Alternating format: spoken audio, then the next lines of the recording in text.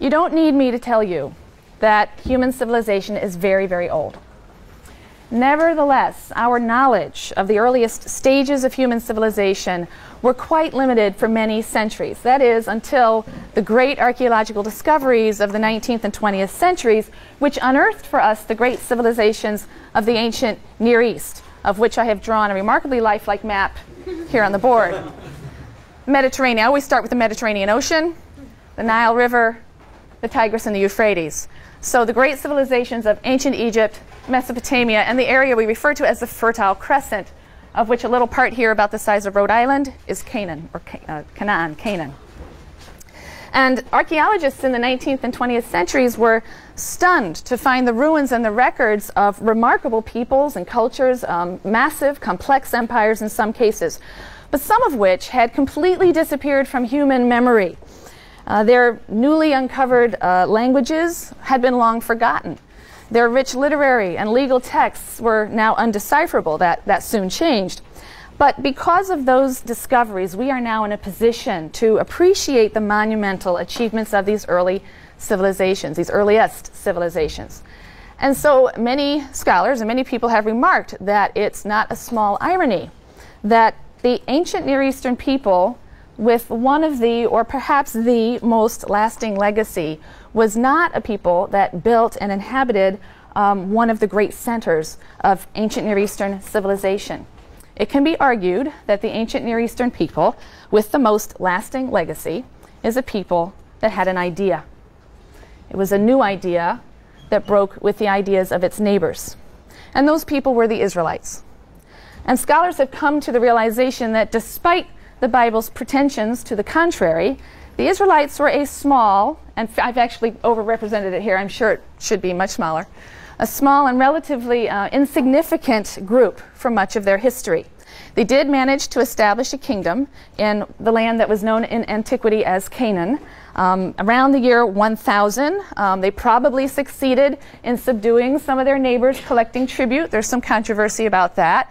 But in about 922, this kingdom divided into two smaller and lesser kingdoms that fell in importance. The northern kingdom, which consisted of 10 of the 12 Israelite tribes, and known confusingly as Israel, was destroyed in 722 by the Assyrians. The southern kingdom, which consisted of 2 of the 12 tribes, and known as Judah, managed to survive until the year 586, when the Babylonians came in and conquered and sent the people into exile. Capital Jerusalem fell. Conquest and exile were events that normally would spell the end of a particular ethnic national group, particularly in antiquity. Conquered peoples would trade their defeated God for the victorious God of their conquerors, and eventually there would be cultural and religious assimilation, intermarriage, that people would disappear as a distinctive entity. And in fact, that is what happened to the 10 tribes of the northern kingdom to a large degree. They were lost to history.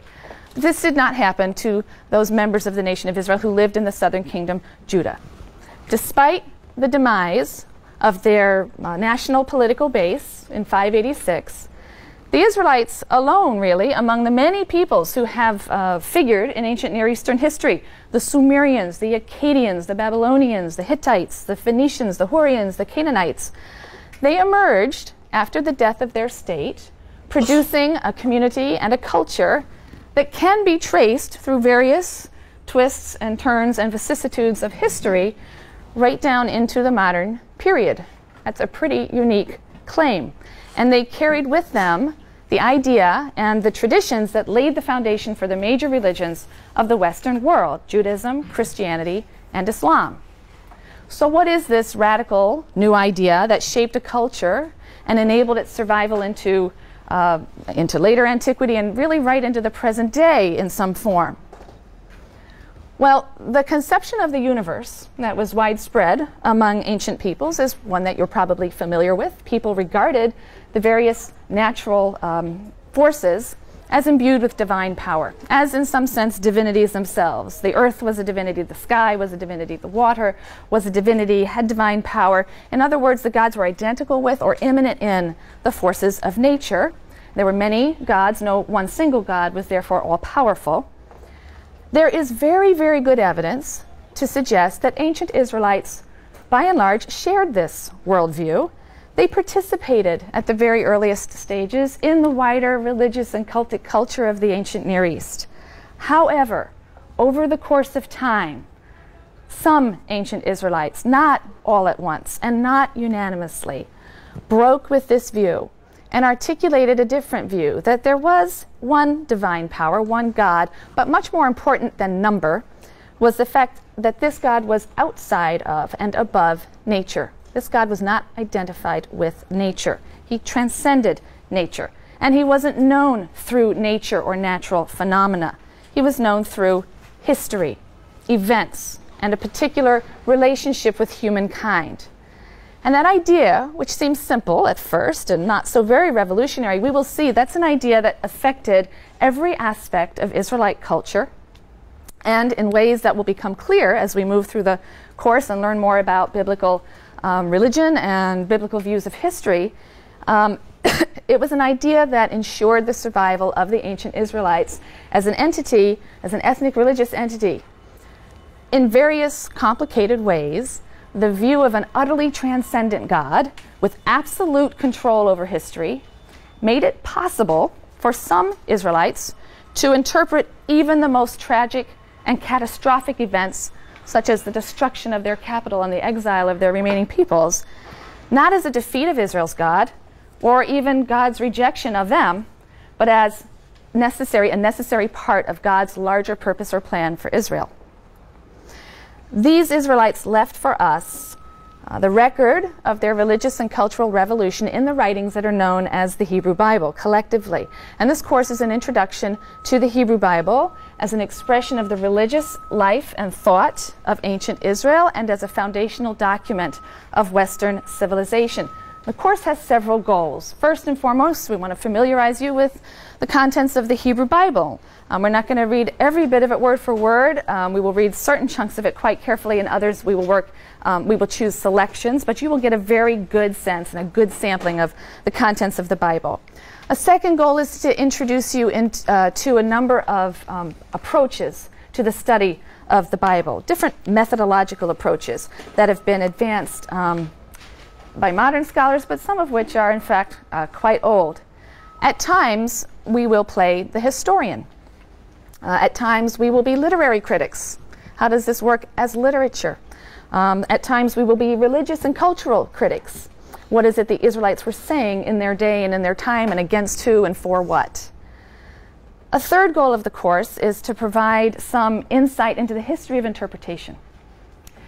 This is a really fun part of the course. The Bible's radically new conception of the divine, its revolutionary depiction of the human being as a moral agent, its riveting saga of the nation of Israel, their story, has drawn generations of readers to ponder its meaning and message. And as a result, the Bible has become the base of an enormous edifice of interpretation and commentary and debate, both in traditional settings but also in academic, university, secular settings.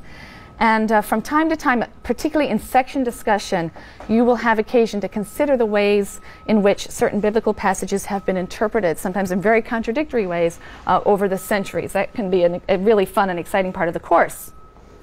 A fourth goal of the course is to familiarize you with the culture of ancient Israel as represented in the Bible against the backdrop of its ancient Near Eastern setting, its historical and cultural setting.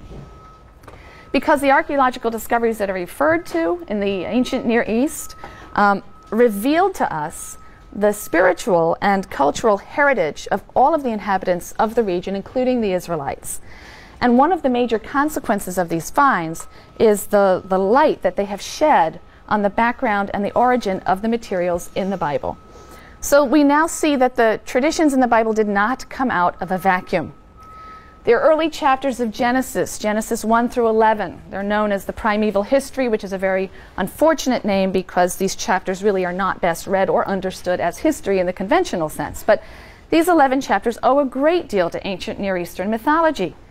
The creation story in Genesis 1 draws upon the Babylonian epic known as Enuma Elish. We'll be talking about that text in some depth.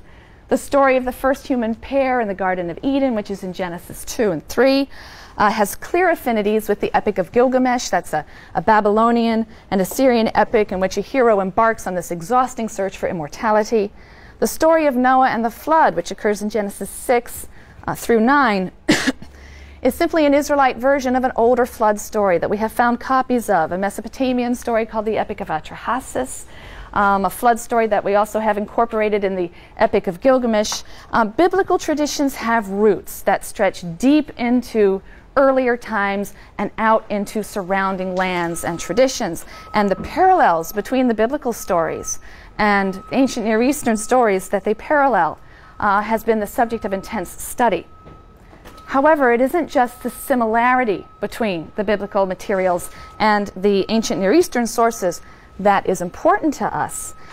In fact, in some ways, it's the dissimilarity that is remarkably important to us. The biblical transformation of a common Near Eastern heritage in light of its radically new conceptions of God and the world and humankind. We'll be dealing with this in some depth, but I'll give you one quick example.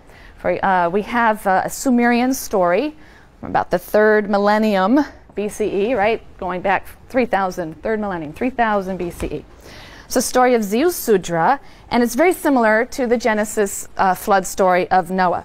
In both of these stories, the Sumerian and the Israelite story, you have a flood that is the result of a deliberate divine decision. One individual is chosen to be rescued. That individual is given very specific instructions on building a boat. He's given instructions about who to bring on board. The flood comes and exterminates all living things. The boat comes to rest on a mountaintop. The hero sends out birds to reconnoiter the land. When he comes out of the ark, he offers a sacrifice to the god. The same narrative elements are in these two stories. It's just wonderful when you read them side by side. So what is of great significance, though, is not simply that the biblical writer is retelling a story that was clearly went around, everywhere in the ancient Mesopotamia. They were transforming the story so that it became a vehicle for the expression of their own values and their own views. In the Mesopotamian stories, for example, the gods act capriciously. The gods act on a whim. In fact, in one of the stories, the gods say, "Oh, people, they're so noisy, I can't sleep. Let's wipe them all out." Right? That's the rationale. There's no moral scruple. They destroy these helpless but stoic humans who are chafing under their tyrannical and unjust and uncaring rule. In the biblical story, when the Israelites told the story, they modified it.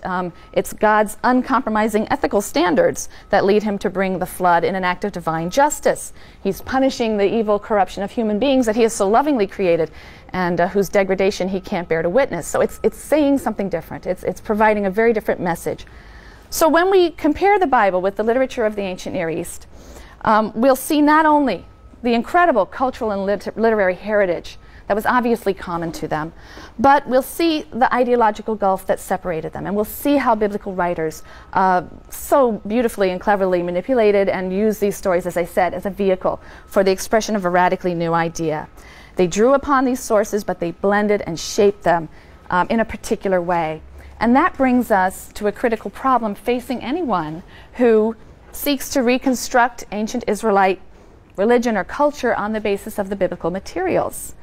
That problem is the conflicting perspective between the final editors of the text and some of the older sources that are incorporated into the Bible, some of the older sources that they were obviously drawing on. Those who were responsible for the final editing, the final forms of the texts, had a decidedly monotheistic perspective, ethical monotheistic perspective. And they attempted to impose that perspective on their older source materials. And for the most part, they were successful, but at times the result of their effort is a deeply conflicted, deeply ambiguous text. And again, that's going to be one of the most fun things for you as readers of this text, if you're alert to it, if you're ready to listen to the cacophony of voices that are within the text. In many respects, the Bible represents or expresses a basic discontent with the larger cultural milieu in which it was produced. And that's interesting for us because a lot of modern people have a tendency to think of the Bible as an emblem of conservatism, right? We tend to think of this as an old fuddy-duddy document. It's outdated, has outdated ideas.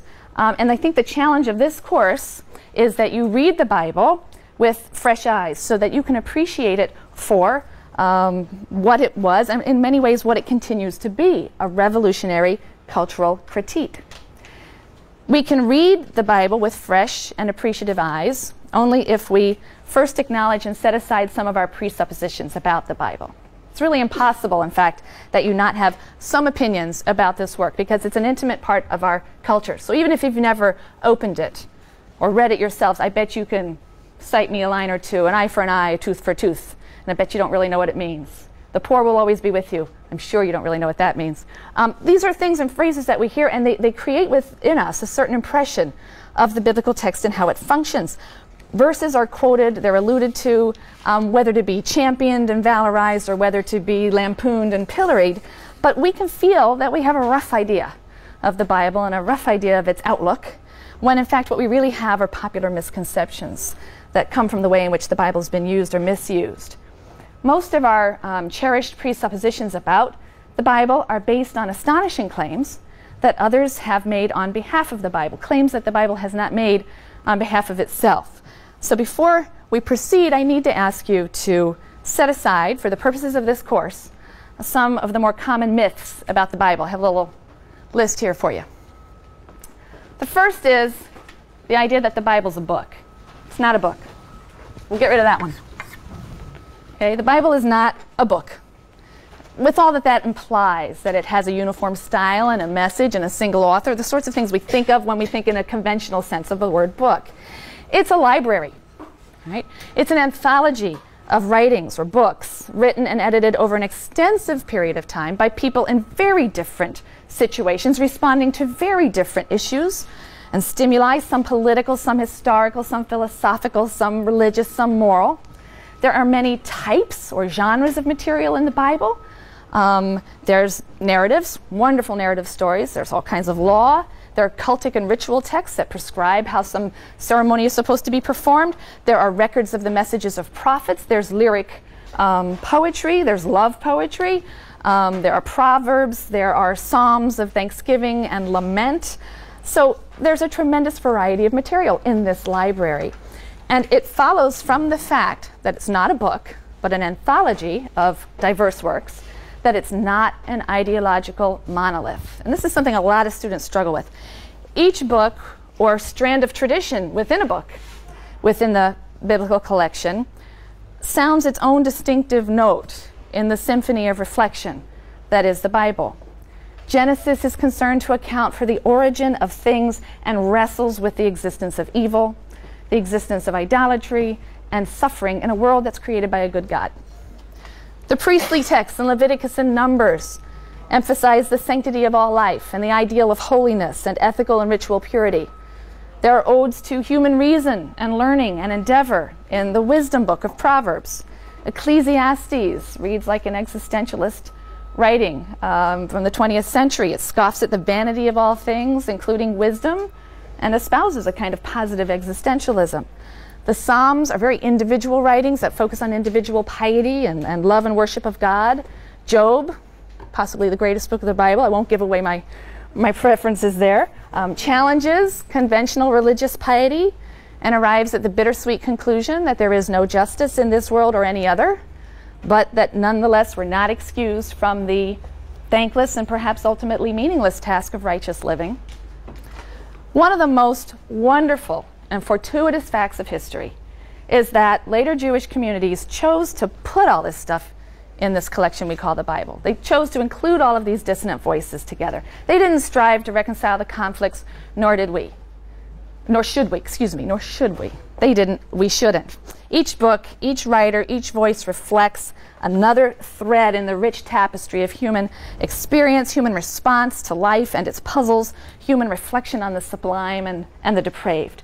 And that leads me to my second point, which is that biblical narratives are not pious parables about saints. Okay? Not pious tales. They're psychologically real literature about very real and realistic people and life situations. They're not stories about pious people whose actions are always exemplary and whose lives should be models for our own, despite what Sunday school curricula will often turn them into, right? And despite what they would have us believe. There is a genre of literature that details the lives of saints, hagiography, but that came later and is largely something we find in the Christian era. It's not found in the Bible. The Bible abounds with human, not superhuman beings, and their behavior can be scandalous. It can be violent, it can be rebellious, outrageous, lewd, vicious, but at the same time, like real people, they can turn around and act in a way that is loyal and true, above and beyond the call of duty. They can change, they can grow. But it's interesting to me that there are many people who, when they open the Bible for the first time, they close it in shock and disgust. Jacob is a deceiver. Joseph is an arrogant, spoiled brat.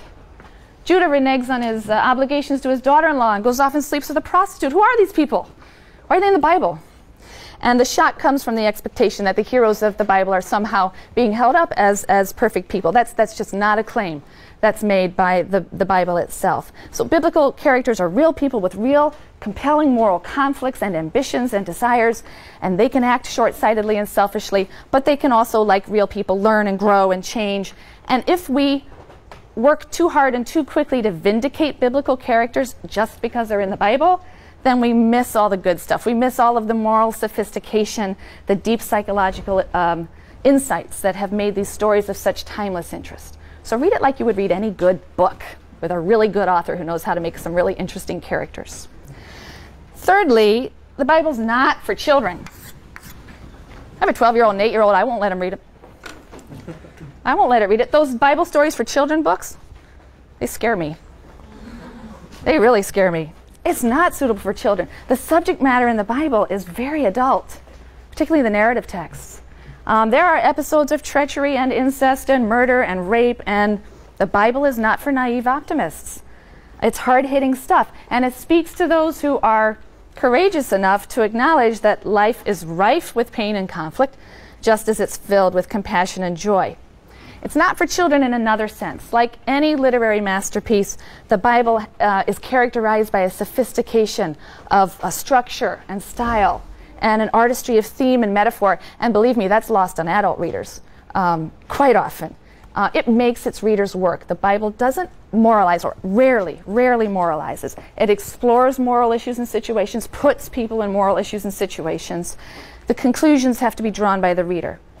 There are also all kinds of paradoxes and subtle puns and ironies. And in section where you'll be doing a lot of your close reading work, those are some of the things that will be drawn to your attention. You'll really begin to appreciate them in time. The fourth myth we want to get rid of. The Bible is not a book of theology. It's not a catechism or a book of systematic theology. It's not a manual of religion. Despite the fact that at a much later time, very complex systems of theology are going to be spun from particular interpretations of biblical passages. You know, there's nothing in the Bible that really corresponds to prevailing modern Western notions of religion, what we call religion. And indeed, there's no word for religion in the language of biblical Hebrew. There just isn't a word religion. With the rise of Christianity, Western religion came to be defined, to a large degree, by the confession of, or the intellectual assent to, certain doctrinal points of belief. Religion became defined primarily as a set of beliefs, a catechism of beliefs, or truths that required your assent, what I think of as the catechism kind of notion of religion. That's entirely alien to the world of the Bible. It's clear that in biblical times and in the ancient Near East generally, religion wasn't a set of doctrines that you ascribed to. Right? To become an Israelite, later on a Jew, the word Jew isn't something we can really historically use until about this time. So most of our period we're going to be talking about the ancient Israelites. To become an Israelite, you simply joined the Israelite community. You lived in Israelite life. You died in Israelite death. You obeyed Israelite law and custom. You revered Israelite lore. You entered into the historical community of Israel by accepting that their fate and yours should be the same. It was sort of a process of naturalization, what we think of today as naturalization. So the Hebrew Bible just isn't a theological textbook. It contains a lot of narratives, and its narrative materials are an account of the odyssey of a people, the nation of Israel. They're not an account of the divine, which is what theology means, an account of the divine. However, having said this, I should add that although the Bible doesn't contain formal statements of religious belief or systematic theology, it treats issues, many moral issues and some existential issues, that are central to the later discipline of theology. But it treats them very differently. Its treatment of these issues is indirect, it's implicit. It uses the language of story and song and poetry and paradox and metaphor. It uses a language and a style that's very far from the language and style of later philosophy and abstract theology. Finally, on our myth count, I would point out, well, I don't really need to cross this out. This is something to discuss. I would point out that the Bible was formulated and assembled and edited and modified and censored and transmitted, first orally and then in writing, by human beings. The Bible itself doesn't claim to have been written by God. That belief is a religious doctrine of a much later age, and even then one wonders how literally it was meant. It's interesting to go back and look at some of the earliest claims about the origin of the biblical text. Similarly, the so-called 5 books of Moses, Genesis, Exodus, Leviticus, Numbers, Deuteronomy, the first 5 books we call the Pentateuch of Moses, nowhere claim to have been written in their entirety by Moses. That's not something they say themselves.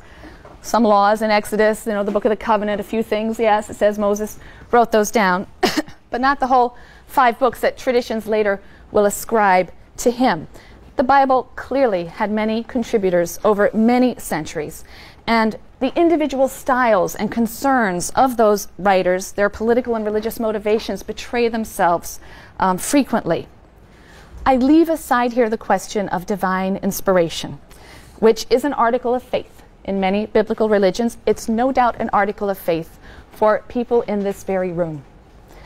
But there is no basic incompatibility between believing on faith in the divine inspiration of the Bible and acknowledging the role that human beings have played in the actual formulation and editing and transmission and preservation of that same Bible.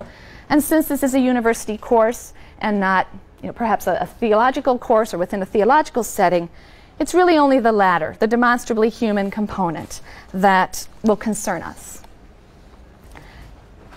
It's very easy for me to assert that our interest in the Hebrew Bible will be centered on the culture and the history and the literature and the religious thought of ancient Israel in all of its diversity, rather than questions of faith and theology.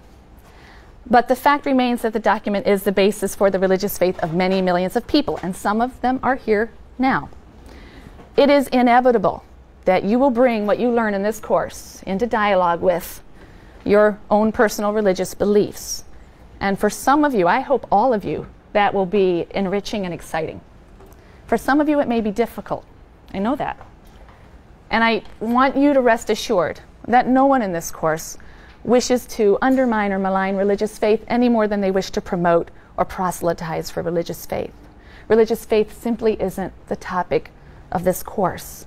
The rich history and literature and religious thought of ancient Israel as preserved for us over millennia in the pages of this remarkable volume, that is our topic. And so our approach is going to be necessarily academic. And especially given the diversity of people in this room, that's really all that it can be, so that we have common ground and common goals for our discussions. But it has been my experience that from time to time, students will raise a question or ask a question that is prompted by a commitment, a prior commitment to an article of faith. Sometimes they're not even aware that that's what they're doing. And I want you to understand that on those occasions, I'll most likely respond by inviting you to consider the article of faith that lies behind that question and is creating that particular problem for you.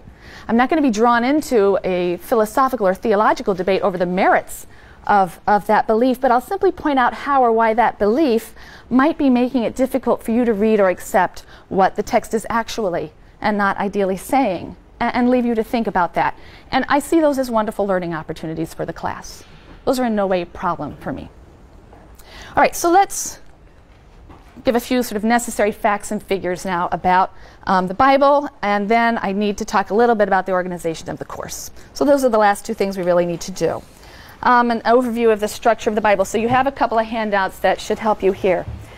So the Bible is this assemblage of books and writings dating from approximately 1000 BCE. We're going to hear very diverse opinions about how far back this stuff dates, down to the 2nd century. The last book within the Hebrew Bible was written in the 160s BCE.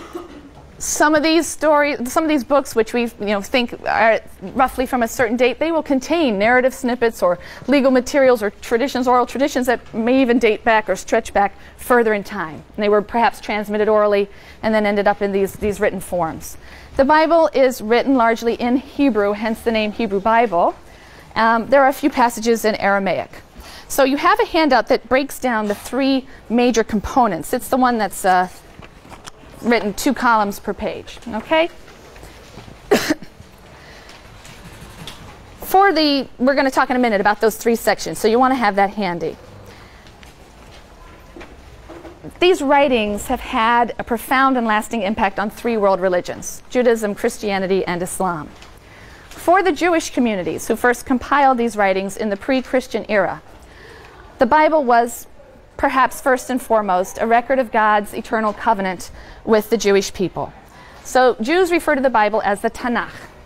It's the term you see up here. That should be also on that sheet. Tanakh, which is really the letters T, N, and Ch. And they put little A's in there to make it easy to pronounce, because it's hard to pronounce. So Tanakh, okay? And this is an acronym. The T stands for Torah, which is a word that means instruction or teaching. It's often translated law. I think that's a very poor translation. It means instruction, way, teaching. And that refers to the first 5 books that you see listed here, Genesis through Deuteronomy. The second division of the Bible is referred to as Nevi'im, which is the Hebrew word for prophets. The section of the prophets is divided really into 2 parts because there are 2 types of writing in the prophetic section of the Bible. The first, or former prophets, continues the kind of narrative prose account of the history of Israel, focusing on the activities of Israel's prophets. All right? So the former prophets are narrative texts. The latter prophets are poetic and oracular writings that bear the name of the prophet to whom the writings are ascribed. You have the 3 major prophets, Isaiah, Jeremiah, and Ezekiel, and then the 12 minor prophets, which in the Hebrew Bible get counted together as one book, because a lot of those 12 are very small. Okay?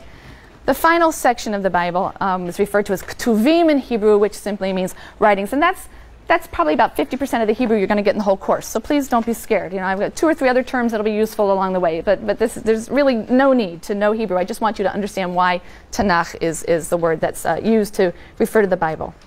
So the Ketuvim, or the writings, are really a miscellany. They contain works of various types.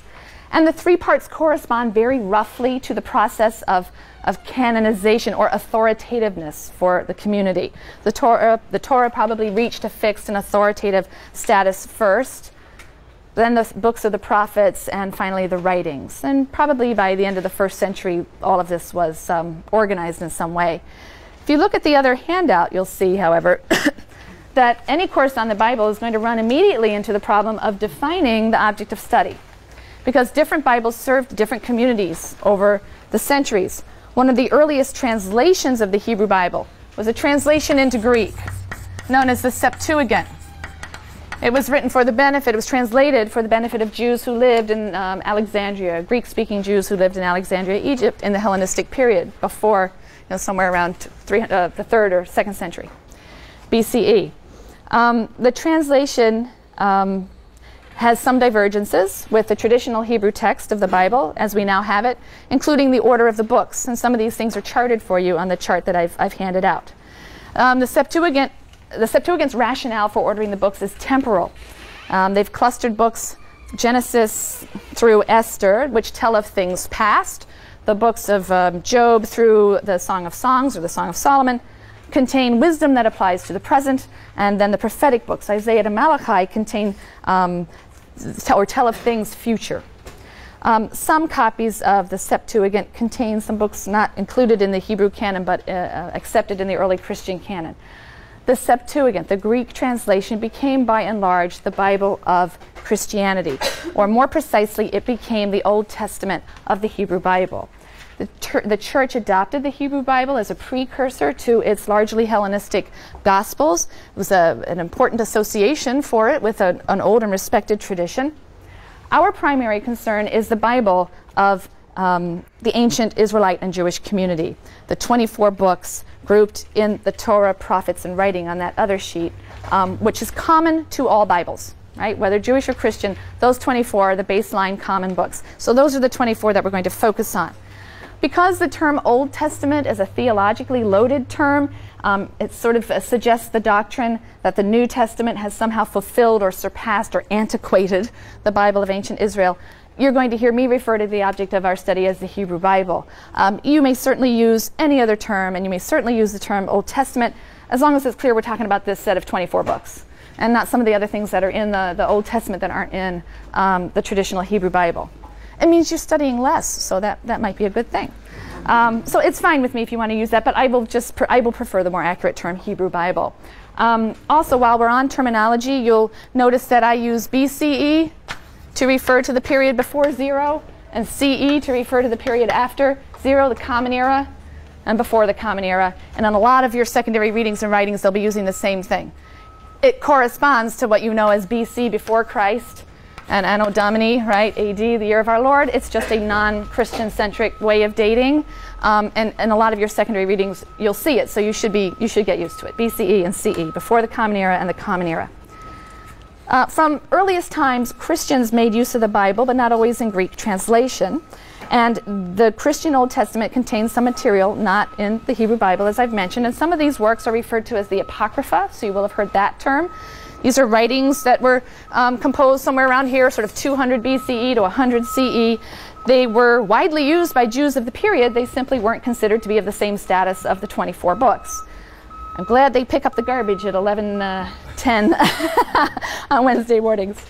But they did become part of the canon of Catholic Christianity, and in the 16th century their canonical status was confirmed for the Catholic Church.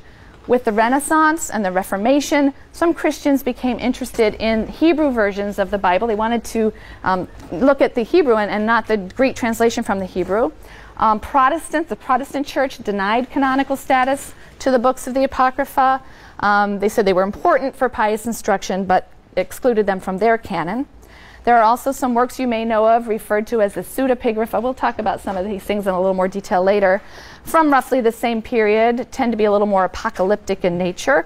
And they were never part of the Jewish or the Catholic canon, but there are some Eastern Christian groups that have accepted them in their canon. The point I'm trying to make is that there are very many sacred canons out there that are cherished by very many religious communities, and they're all designated Bibles. So again, we're focusing on that core set of 24 books that are common to all Bibles everywhere, the 24 books of what would in fact be the Jewish Tanakh. Not only has there been variety regarding the scope of the biblical canon in different communities, but there's been some fluidity in the actual text itself. We don't, of course, have any original copies of these materials as they came off the pen of whoever it was who was writing them. And in fact, before the middle of the 20th century, our oldest manuscripts, fragments and manuscripts of the Bible dated to the year 900. That's an awful long distance, right, from the events they're talking about. And you got to think about that, right? You got to think about that and what it means and how were they transmitted and preserved without the means of technology, obviously, that we have today. And what was so exciting in the middle of the 20th century was the discovery of the Dead Sea Scrolls. I'm sure that you've heard of them. They brought about a dramatic change in the state of our knowledge of the Hebrew our Hebrew manuscript evidence. The Dead Sea Scrolls were found in caves in the Judean desert. We used to think they were a library of a sectarian community. Now I think they think it was a pottery factory or something. So maybe they were just shoved there by people fleeing the Roman conquest in 70.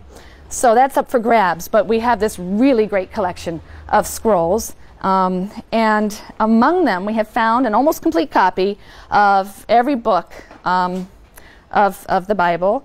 Almost complete copy of the book of Isaiah, and then partial or copies or fragments of all of the biblical books, except maybe Esther. Am I wrong about that? I don't think there's an Esther from Qumran. I think that's the only one. And some of them date back to the 4th and 3rd century. So do you understand now why everybody was so excited? Suddenly, we have evidence 13 or 1400 years earlier that people were reading this stuff, and, you know, by and large, it's a pretty constant textual tradition. Sure, there are differences. Sure, there are differences. We see that our manuscripts are not exactly like those fragments, but there is a remarkable degree, a high degree of correspondence, so that we really can speak of a relatively stable textual tradition, but still some fluidity. And that's going to be interesting for us to think about.